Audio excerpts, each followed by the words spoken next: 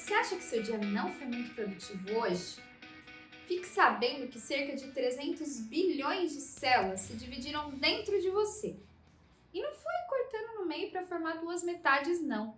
Tudo que tinha em uma foi completamente duplicado para que no final fossem geradas duas células idênticas. Isso acontece para te renovar, te fazer crescer e para que seu corpo possa jogar fora aquilo que já nem te serve mais. Olha, isso tudo é orquestrado dentro da central de controle de cada célula, o núcleo. É lá onde fica o DNA, o grande maestro disso tudo. Nele existem mensagens codificadas chamadas genes, que nada mais são do que uma sequência, uma organização de moléculas que podem ser traduzidas em uma informação. Samara, dá sempre tudo certo nesse processo? Não, não dá. É muita coisa acontecendo aos bilhões dentro de você. Cada célula conta com um belo de um controle de qualidade, que eu já imagino que sejam proteínas com uma prancheta na mão, prontas para analisar a sequência de tudo aquilo que está sendo formado. E caso a informação que está sendo transmitida não seja a original passada pelo DNA, elas chamam logo proteínas de reparo, que já chegam com a maleta de ferramentas prontas para trocar a sequência das coisas para que, agora nós temos a informação original sendo fielmente passada adiante. É do DNA que são transmitidas informações dizendo que uma célula deve se dividir. Mas quando uma célula sofreu algum dano irreparável ou já chegou no final da vida dela, ela precisa ser eliminada, é também do DNA que saem as informações dizendo que a divisão celular não pode mais acontecer. Bom, se o DNA não consegue passar essa mensagem adiante, porque ele sofreu um conjunto de mudanças ou mutações nos seus genes, podemos ter um problema.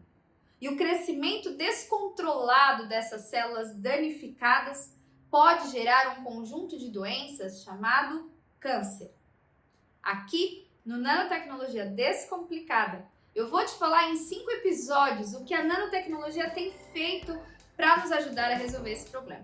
Começa agora a série Nanomedicina no Tratamento de Câncer.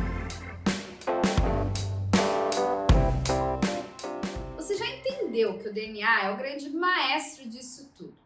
E quando ele não consegue guiar essa música corretamente, ele vira o principal alvo das terapias para tratamento de câncer. A doxorubicina é uma das principais moléculas utilizadas em décadas para tratar vários tipos de câncer, como mama, ovário, bexiga, linfomas. E ela é uma molécula muito interessante, porque na estrutura dela, os átomos estão organizados de uma forma que você tem tanto uma região que gosta de água, que a gente chama de hidrofílicas, e uma outra região que não gosta de água, que a gente chama de hidrofóbicas. Isso faz com que a doxorubicina seja uma molécula versátil e possa entrar em vários compartimentos dentro da célula. Quando a doxorubicina chega na célula de câncer, ela vai até o DNA e se liga nele. E como numa espécie de dança das cadeiras, ela senta ali e uma proteína da família das topoisomerases não consegue se ligar da mesma forma que antes. Porque essa proteína é importante. Ela é importante porque ela ajudaria aquela célula de câncer continuar se dividindo e alimentando o tumor. Bom, então a nossa droga é como se ela travasse o DNA. E com isso, ela impede a célula de continuar se dividindo. Tem outros mecanismos. Eu te falei que essa droga é super potente. Então ela pode também formar espécies que nós chamamos de espécies reativas de oxigênio. Essas espécies são super potentes e elas podem atacar quase tudo que elas encontram pela frente. Atacando outros compartimentos ali da célula de câncer, ela pode levar a processos de morte celular por conta disso. Então temos uma droga super potente, capaz de atuar por vários mecanismos no tratamento de câncer. Mas tem um problema com o uso da doxorubicina. Quando ela é administrada, além de agir no tumor, ela também pode acumular nos músculos do coração. E você lembra que eu te disse que ela forma espécies reativas de oxigênio? Essas espécies podem causar danos às fibras do coração, levando a vários problemas ali relacionados às cardiopatias. Isso limita muito a dose que pode ser usada da doxorubicina e também depende do paciente, dos problemas prévios que ele possa ter. Então a gente tem uma droga super potente, mas que ela precisa ser limitada na dose que aplicamos, porque senão vamos causar problemas de coração, entre outros. Bom, agora imagine que a gente possa pegar as moléculas de doxorubicina e colocar dentro de uma cápsula, protegendo ela, para que quando ela seja administrada, ela possa passar pela nossa circulação e não acumular ali no coração, e não causar os danos no coração que ela causaria normalmente. Como deve ser essa cápsula? Samara, são as cápsulas que a gente já vê nos comprimidos? Não. Precisa ser muito, muito pequeno, de forma que possa circular dentro de você e ainda entrar dentro de uma célula. Então, o tamanho dessa cápsula precisa ser maior do que o tamanho da molécula da doxorubicina, mas menor do que o tamanho de uma célula. E aí que o tamanho nano é perfeito para isso. Em 1995, a primeira nanopartícula para tratamento de câncer foi aprovada para uso. E foi justamente para carregar a doxorubicina.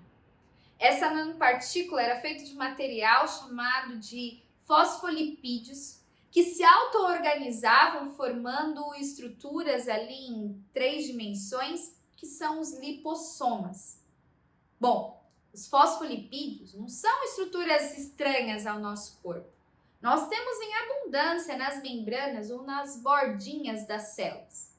E ele é uma molécula super interessante porque tem 2 regiões. Uma região que gosta de água e outra que é muito parecida com as gorduras, que não gostam de água. Quando os fosfolipídios são colocados ali no meio de água, eles se auto-organizam de uma forma onde a parte que não gosta de água se orienta para ficar juntinha. E aí pode formar espécies de cápsulas. Dentro delas, ali no centro, nós conseguimos colocar a doxorubicina. Pronto. Agora nós temos a nossa droga protegida para poder circular no corpo. A maioria das nanopartículas já aprovadas para tratamento de câncer são formadas de lipossomas, mas há uma grande variedade de materiais sendo pesquisados em fase pré-clínica das mais diversas naturezas. Tamanho e a forma das nanopartículas também impactam nos resultados na aplicação.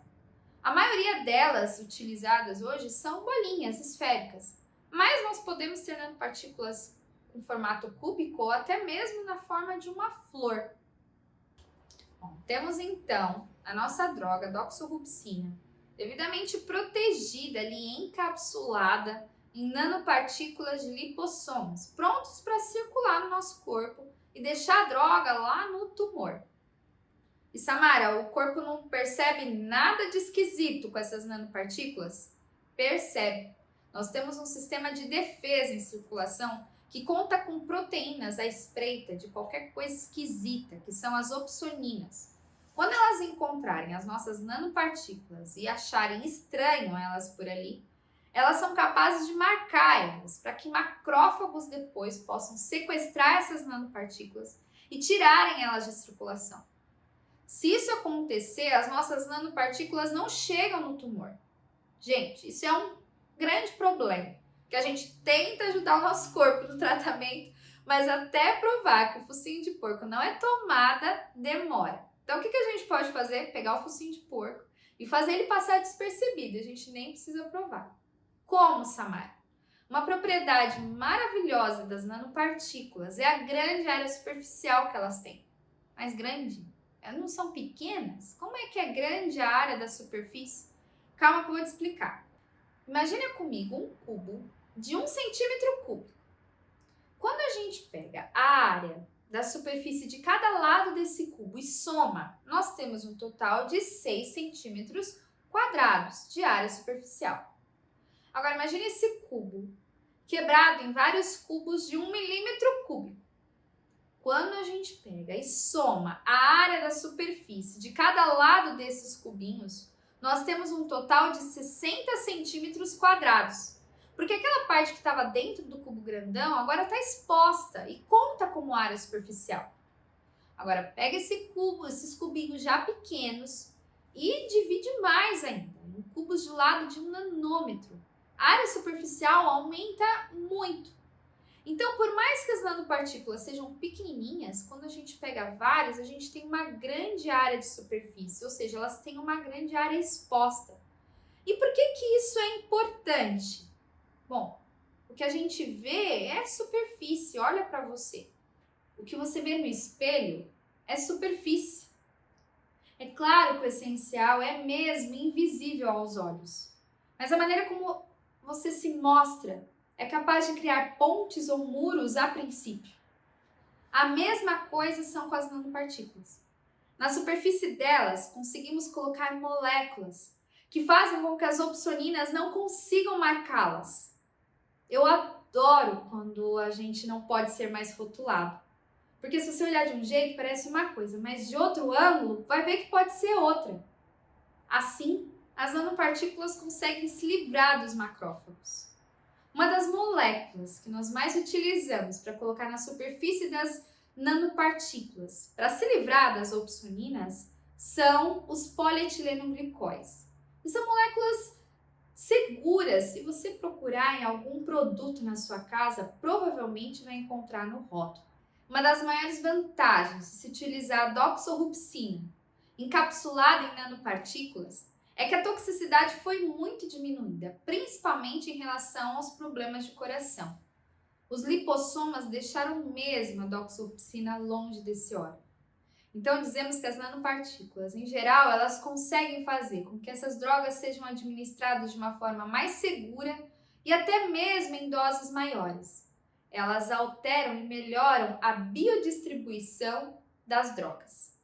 No próximo vídeo, eu vou te contar como essas nanopartículas podem acumular no tumor e não em outros órgãos. E como elas podem entrar nas células de câncer e não em células normais. Então, muito obrigada por ter me acompanhado até aqui e fica com a gente. No próximo vídeo eu espero você. Curta, compartilhe esse conteúdo, diga para os amigos e até lá!